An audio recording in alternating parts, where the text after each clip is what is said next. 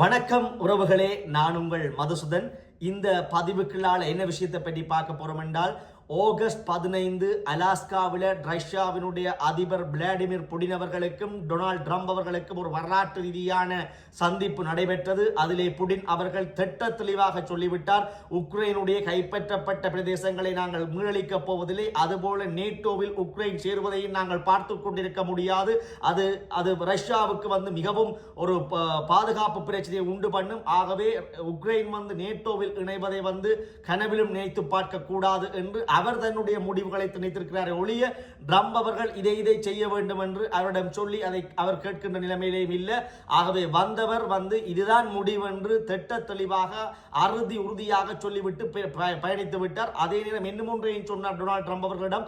இதில் European யூனியனும் Ukraine பிரசிடண்டும் Zelensky அவர்களும் விடாப்பிடியாக மீண்டும் குளறுபடி சென்றால் இந்த பேச்சுவார்த்தையினான தொடக்க புள்ளி குழப்பலடையும், மீண்டும் போர் உக்கிரமடையும். ஆனால் நாங்கள் உக்ரைன் மக்களினுடைய உயிர்கள் மீதும் உக்ரைன் மக்கள் மீதும் கரிசனை கொண்டிருக்கிறோம், போரை முடிவு கொண்டு வர நாங்களும் ஆசை கொள்கிறோம், இதற்கு நிலையான தீர்வை எட்ட வேண்டும் என்று அவர் விருப்பம் தெரிவித்துவிட்டு பறந்து விட்டார்.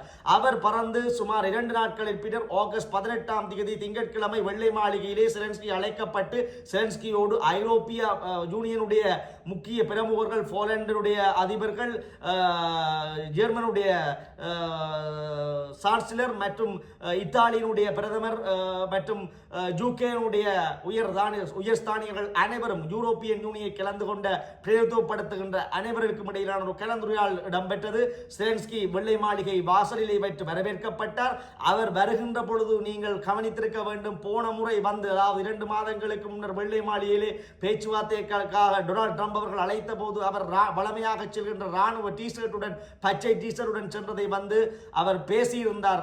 டொனால்ட் ட்ரம்ப் அவர்கள் இது வெள்ளை மாளிகைக்குள் வருகின்ற உடை அல்ல, இப்படி அணிந்து கொண்டு வரக்கூடாது, கோட் சூட் அணிந்து கொண்டுதான் இங்கே வர வேண்டும் என்று அதுபோல சமத்தாக இந்த முறை கோட் அணிந்து கொண்டு வந்திருக்கின்றார் வெள்ளை மாளிகைக்குள்ளே. அங்கே மிகவும் செல்லப்பள்ளியாக முதல் எகிரி குதித்தவர் இந்த முறை ஒரு சின்ன பையனாக இருந்து அமர்ந்து டொனால்ட் ட்ரம்போடு பேச்சுவார்த்தையிலே அவர் சொன்ன அறிவுரைகளை கேட்டுக்கொண்டார். இவரும் தன்னுடைய நிலைப்பாடுகளை சொன்னார். இதிலே செலன்ஸ்கியிடம் ஒரு முன்னேற்றம் காணப்பட்டது. என்ன விடயம் என்றால், போரிலே தாங்கள் பல நிலப்பகுதிகளை இழந்து விட்டோம், ரஷ்யாவுடன் முன்று பிடிக்க முடியாது, ஏனென்றால் தங்களுக்கு உதவி செய்த அத்தனை நாடுகளும் பின்வாங்க தொடங்கிவிட்டன, முக்கியமாக நேட்டோ படையிலே சேர வேண்டும் என்று சொன்ன அமெரிக்கா கூட டொனால்ட் ட்ரம்ப் பதவிக்கு வந்ததன் பின்னர் பொருளாதார உதவிகள், ஆயுத உதவிகள் மற்றும் நிதி உதவிகளை குறைப்பதாக சொல்லிக்கொண்டு செலன்ஸ்கி அவர்களை டொனால்ட் ட்ரம்ப் கூப்பிட்டு கூட அப்பன் ராசா இதெல்லாம் சரிவராது விட்டு போகணும், ரஷ்யா சொல்றதை கேட்கணும், அமைதியா வர வேண்டும் என்றெல்லாம் சொல்லி அனுப்பிவிட்டவர். அப்ப கொஞ்சம் கொந்தளித்த செலன்ஸ்கி அவர்கள் இப்பொழுது உண்மை நிலைமைகளை அறிந்து கொண்டு அதாவது நான் மோதுவது ஒரு மிகப்பெரிய வல்லரசுடன் மோதி கொண்டிருக்கின்றேன், சவால் விடுகிறேன், ஆகவே ட்ரம்ப் அவர்கள் சொல்வதை கேட்போம் என்று சமத்தாக இருந்து கேட்டுக்கொண்டிருந்தார். இப்பொழுது ரஷ்ய அதிபர் விளாடிமிர் புடினோடு முத்தரப்பு பேச்சுவார்த்தைக்கு தான் இணங்குவதாகவும், அதாவது ஐரோப்பிய நாடுகள், டொனால்ட் ட்ரம்ப் மற்றும் நான், அடுத்த ரஷ்யா போன்ற 3 தரப்புகளோடு, அதாவது ரஷ்யா, செலன்ஸ்கி, டொனால்ட் ட்ரம்ப் இவர்கள் முத்தரப்பு பேச்சுவார்த்தைக்கு தயாராக இருக்கிறேன், புடினுடன் பேசுவதற்கு மனம் திறந்து பேசுவதற்கு தயாராக இருக்கிறேன் என்று இறங்கி வந்திருக்கிறார். ஆகவே ரஷ்யாவினுடைய பலம் இப்பொழுதுதான் அவருக்கு தெரிந்திருக்கிறது போலும், அவருக்கு பின்னால் இருக்கிற சக்திகள் ஆட்டம் காணுகின்ற பொழுது இவரும் வழிக்கு வந்திருக்கின்றார். ஆகவே பேச்சுவார்த்தையிலே ரஷ்யா ஆக்கிரமித்த உக்ரைனுடைய பகுதிகளை கொடுக்காது விட்டாலும் செலன்ஸ்கி இணங்கி போவதான சமயங்கள் தான் நேற்று வெள்ளை மாளிகையிலே தென்பட்டது.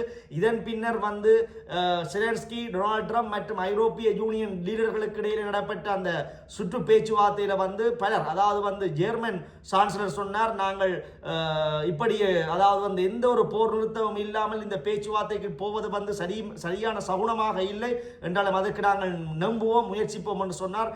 இத்தாலிய பிரதமரும் கருத்து தெரிவித்திருந்தார். அதே மாதிரி பிரான்சினுடைய அதிபர் மேக்ரோன் அவர்கள் என்ன சொன்னார் என்றால், இது ஐரோப்பாவுக்கு, அதாவது ரஷ்யா இப்படி உக்ரைனுடைய நிலப்பகுதியை ஆக்கிரமித்தால் இந்த திட்டங்கள் ஐரோப்பியாவுக்கு நீண்டு ஐரோப்பிய நாடுகளும் ஆக்கிரமிக்கப்படுகின்ற நிலைமைகள் வந்துவிடலாம். ஆகவே இந்த பாதுகாப்புகள் உறுதிப்படுத்தப்பட வேண்டும், ஐரோப்பிய நாடுகளுடைய பாதுகாப்பு உறுதிப்படுத்தப்பட வேண்டும் என்றும் கருத்து தெரிவித்தார்கள். ஆகவே வருகின்ற நாட்களில் ரஷ்யா மாஸ்கோவுக்கு டொனால்ட் ட்ரம்ப் பயணப்படுவது உறுதியாக தெளிவாக தெரிகின்றது. அங்கே செலன்ஸ்கியோட கதைத்த அத்தனை விஷயங்களும் பரிமாற்றப்படும். செலன்ஸ்கி இதற்கு தயாராக இருக்கின்றார் என்ற அமெரிக்காவுடைய முடிவுகள், திணிப்பு முடிவுகள் அவருக்கு அறிவிக்கப்படும். அதன் பின்னர் ஒரு ஒட்டுமொத்தமாக ஒரு தீர்வு எட்டப்படும் மிக விரைவிலே. அது போர் நிறுத்தமாக வந்தாலும் ரஷ்யா தான் ஆக்கிரமித்த அந்த பகுதிகளை கையளிக்க தயாராகவும் இல்லை. அதைவிட நேட்டோவிலே சேரக்கூடாது என்ற ஒரு வாழ்நாள் உறுதிமொழியை வாங்கி கொண்டுதான் அது இந்த போர் நிறுத்தத்துக்கு செல்லும் என்பது திட்ட தெளிவாகவும் தெரிகின்றது. பார்ப்போம் இந்த செலன்ஸ்கியுடைய சந்திப்புக்கு பின்னர் ரஷ்யாவினுடைய அதிபரை சந்திக்க செல்வாரா மாஸ்கோவுக்கு. அதுவும் வரலாற்று சிறப்புமிக்க சந்திப்பாக அமையும். ஏனென்றால் மாஸ்கோவுக்கு டொனால்ட் ட்ரம்ப் அவர்கள் செல்கின்றார். யாரை கைது செய்ய வேண்டும் என்று சொன்னாரோ, எந்த நாட்டினுடைய அதிபர், ரஷ்யாவினுடைய அதிபர் விளாடிமிர் புட்டின் போர்க்குற்றங்களை புரிகின்றார், உக்ரைனுடைய நிலங்களை ஆக்கிரமிக்கின்றார், ஒரு நாட்டுக்குள்ளே அத்துமீறி சென்று விட்டார் என்று எந்தெந்த இடங்களிலே பாதுகாப்பு சபையிலே எல்லாம் அவரை ஒரு போர் குற்றவாளியாக அறிவித்தவர்கள் இன்று அவருடைய நாட்டுக்கு செல்கிறார்கள். அவருடைய நாட்டுக்கு அது அழைத்து அவர்களுடைய தேசிய கொடியினுடைய கீழே வைக்கப்பட்டு பேச வைக்கின்றார்கள்.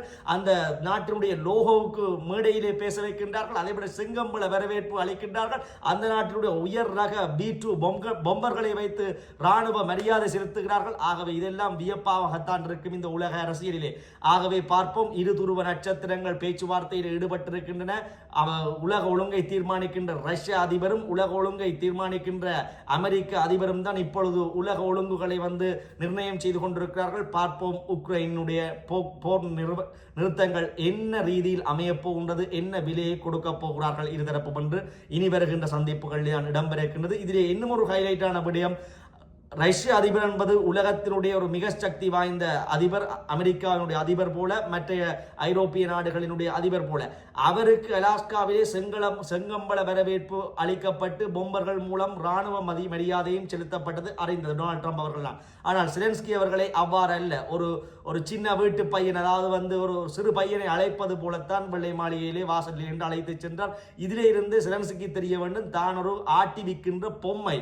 எது மிகப்பெரிய சக்தி, தான் எந்த சக்திக்கு எதிராக ஏவல் பட்டேன் என்பதை செலன்ஸ்கி அவர்கள் நேற்றே உணர்ந்திருப்பார். அவருடைய பேச்சிலே, அதாவது அவர் எகிரி பிடிக்காத பேச்சிலேயே அவருடைய நிதானம் தெரிந்தது. பார்ப்போம் பேச்சுவார்த்தை எவ்வாறு போர் நிறுத்தத்தை நோக்கி செல்ல போகின்றது என்று. மீண்டும் இன்னும் ஒரு 10 நிமிடமாக சந்திப்போம். நன்றி, வணக்கம்.